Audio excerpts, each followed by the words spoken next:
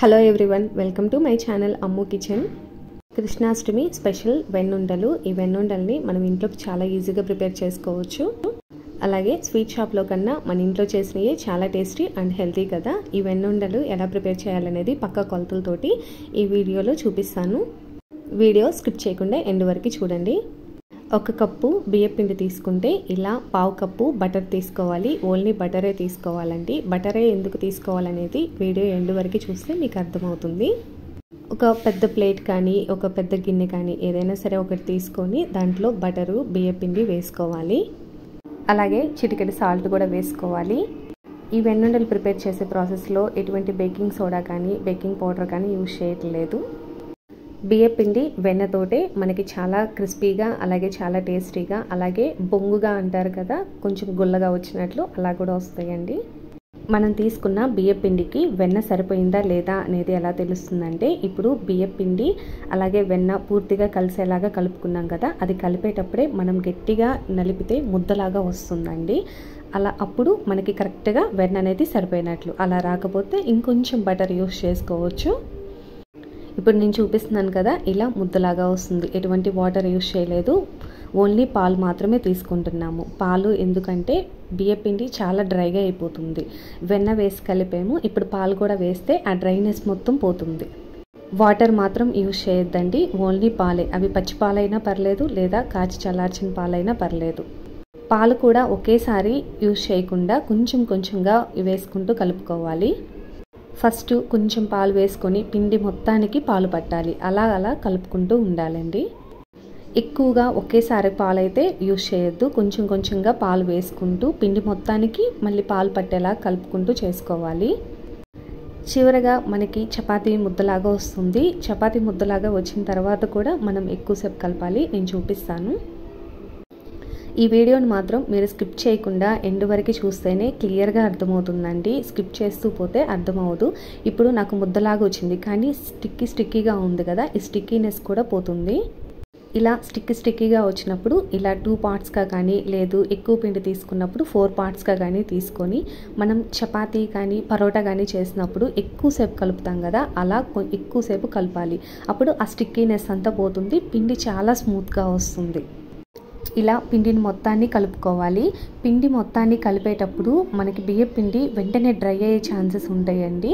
కలిపిన పిండిని వెంటనే ఏదైనా మూత పెట్టే బాక్స్లో వేసుకోవాలి.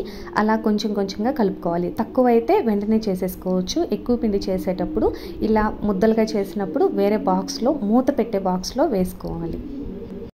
ఇప్పుడు చిన్న చిన్న బాల్స్ చేసుకుందాము వెన్నుండలకి.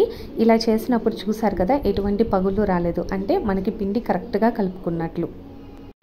ఇలా ఉండలన్నీ చేసుకున్న తర్వాత ఆయిల్ పెట్టుకుందాము. ఆయిల్ పెట్టుకున్న తర్వాత మీడియం ఫ్లేమ్లోనే ఆయిల్ కాగాలి.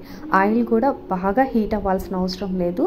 కొంచెం ఇప్పుడు నేను చూపించాను కదా, చిన్నది వేసినప్పుడు బబుల్ వస్తున్నాయి, అంటే మీడియంగా హీట్ అవ్వాలి. బాగా హీట్ అయితే మనకి ఇవి పేలే ఛాన్సెస్ ఉంటాయండి. ఈ ఉండలు మీడియం హీట్లో ఆయిల్ హీట్ అవ్వాలి. అలాగే మీడియం ఫ్లేమ్లో పెట్టుకొని మనము ఈ ఉండల్ని వేయించుకోవాలి. ఇలా గోల్డెన్ బ్రౌన్ కలర్ వచ్చిన తర్వాత తీసేసి మరి ఇంకొన్ని వేసుకొని వేయించుకుందాము. అన్నీ ఒకేసారి వేయొద్దండి, కొంచెం కొంచెంగా వేసుకుంటూ వేయించుకుంటే పర్ఫెక్ట్గా వస్తుంది. మనం ముందుగా ప్రిపేర్ చేసుకున్న ఉండలన్నీ మొత్తం వేయించుకున్న తర్వాతే పాకానికి పెట్టుకుందాము. పాకానికి క్వాంటిటీ వచ్చేసి మనం 1 కప్పు బియ్యం పిండి తీసుకుంటే 1/2 కప్పు బెల్లం తీసుకోవాలి. బెల్లం పొడి 1/2 కప్పు వచ్చేలా చూసుకుంటే కరెక్ట్గా పాకము స్వీటు సరిపోతుందండి. కొంచెం వాటర్ యాడ్ చేసుకొని మీడియం ఫ్లేమ్లో పాకం వచ్చే వరకు చూసుకుందాము. పాకం వచ్చేసి ఉండపాకం అంటారు కదా, ఉండపాకం వచ్చే వరకు మనం పాకం పట్టుకోవాలి. ఫస్ట్ టైం చేసే వాళ్ళకి అలాగే పాకం తెలియని వాళ్ళకి ఈ వీడియో చాలా బాగా యూజ్ అవుతుందండి. మీడియం ఫ్లేమ్లో పెట్టుకొని బెల్లం కరిగించుకుంటున్నాం కదా, ఒక చిన్న ప్లేట్లో వాటర్ తీసుకోవాలి, నార్మల్ వాటర్. ఆ వాటర్లో మనం ఇలా బెల్లం కరిగిన తర్వాత కొంచెం కొంచెంగా అలా వేస్తూ ఉంటే మనకి వాటర్లో స్ప్రెడ్ అవుతుంది. స్ప్రెడ్ అయినప్పుడు మనకి పాకం రాదు. వాటర్లో స్ప్రెడ్ అవ్వకుండా మనం వేసినట్టు అలాగే ఉంటే అప్పుడు పాకం వచ్చినట్లు. ఈ టిప్పు అస్సలు పాకం అనేది తెలియని వాళ్ళకి, ఫస్ట్ టైం చేసే వాళ్ళకి. పాకం తెలిసిన వాళ్ళు ఉండపాకం వచ్చే వరకు చేసుకోవాలి. ఈ వీడియోలో మీకు క్లియర్గా అర్థమవుతుంది. వాటర్లో బెల్లం వేసినప్పుడు అలాగే ఆగిపోయింది, అంటే పాకం రెడీ అయిపోయింది. ఇప్పుడు స్టవ్ ఆఫ్ చేసుకొని మనం ముందుగా రెడీ చేసుకున్న వెన్నుండల్ని వేసుకోవాలి. వెన్నుండల్ని వేసుకున్న వెంటనే ఇలా అవుతుందండి, అయ్యో బెల్లం పాకం ఎక్కువైంది, అయ్యో ఉండలు సరిపోలేదు అని మాత్రం అనుకోవద్దు. మనం తీసుకుంది క్వాంటిటీ కరెక్ట్ క్వాంటిటీ. బెల్లం పాకం రెడీ అయిన వెంటనే యాలకుల పొడి కూడా వేసుకొని స్టవ్ ఆఫ్ చేసి ఉండలను యాడ్ చేసుకోండి. ఇప్పుడు బెల్లం పాకం మొత్తం ఉండలకు పట్టాలి. ఎలా పట్టాలి అంటే మనం కలుపుతూ ఉండాలి, కంటిన్యూస్గా కాదండి. ఒక 2-3 టైమ్స్ కలిపేసి 1 సెకండ్ అలా వదిలేయాలి. అలా కలుపుతూ ఉంటే మనకి బెల్లం పాకం మొత్తం ఉండలకి పట్టి తర్వాత డ్రై అయిపోతుంది.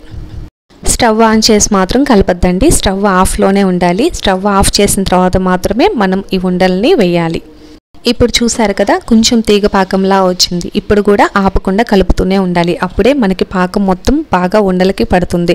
చూసారు కదా, పూర్తిగా డ్రై అయిపోయింది. ఎక్కువ టైం కూడా తీసుకోదండి, ఒక 2-3 మినిట్స్లోనే ఇలా డ్రై అయిపోతుంది. ఎంతో టేస్టీగా ఉండే వెన్నుండలు రెడీ అయిపోయి. ఇది కృష్ణాష్టమి స్పెషలే కాదండి, పిల్లలకు కూడా ఎంతో ఇష్టమైన టేస్టీ రెసిపీ. కరెక్ట్ కొలతలతోటి మనం ఇంట్లోనే ఎంతో టేస్టీగా ఉండే అలాగే హెల్తీ అయిన ఈ వెన్నుండల్ని మనం ప్రిపేర్ చేసుకోవచ్చు. ఈ రెసిపీ మీ అందరికీ నచ్చింది కదా, ఇంకెందుకు ఆలస్యం, మన ఛానల్ అమ్ము కిచెన్ని తప్పకుండా సబ్స్క్రైబ్ చేయండి. Thank you for watching.